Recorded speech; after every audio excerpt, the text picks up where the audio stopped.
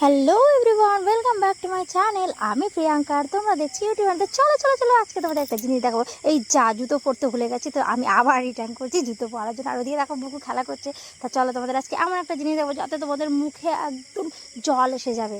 মানে বুঝতেই পেরেছো কী জিনিস দেখা যায়। কী জিনিস দেখলে আমাদের মুখে জল এসে, অবশ্যই তোমরা জানো সেটা হচ্ছে টক জাতীয় কোনো ফল দেখলে। তো চলো এবার তোমাদের দেখায়। আমার এই বাগানে এসে ভীষণ ভয় করছে, কারণ পিছন দিকটা ভীষণই জঙ্গল, পিছন দিকটা তেমন মানে পরিষ্কার করেনি, গাছপালা পুরো ভর্তি আমার শ্বশুরের গাছ। আর এই দেখো বলতে বলতে নিয়ে চলে এসছে একদম রসালো টসটসে কামরাঙা, যেটাকে ইংলিশে কি বলে স্টার ফ্রুট। তো যাই হোক, তোমরা দেখো কি সুন্দর চকচক ঝকঝক করছে ফলগুলো। এখনও পাকেনি কিন্তু কাঁচা অবস্থায় ভিডিওটা শ্যুট করা।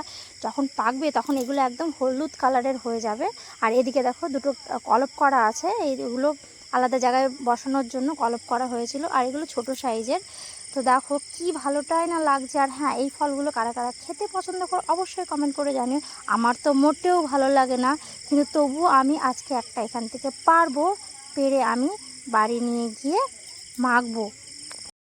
তাহলে চলো আর দেরি কিসের, তাড়াতাড়ি করে একটা তুলে নিয়ে তাড়াতাড়ি করে ঝটপট করে কেটে একটু লবণ আর সামান্য গুঁড়ো লঙ্কা দিয়ে ভালো করে ম্যারিনেট করে নিতে হবে। আর তারপরে একটার পর একটা করে তুলে খেতে শুরু করো। তো এইগুলো আমার জন্য আমি করিনি। হ্যাঁ, আমি একটা একটুখানি চিবিয়ে দেখেছিলাম, তো আমার ভালো লাগে না, কেমন একটা কাঁচা কাঁচা গন্ধ লাগে।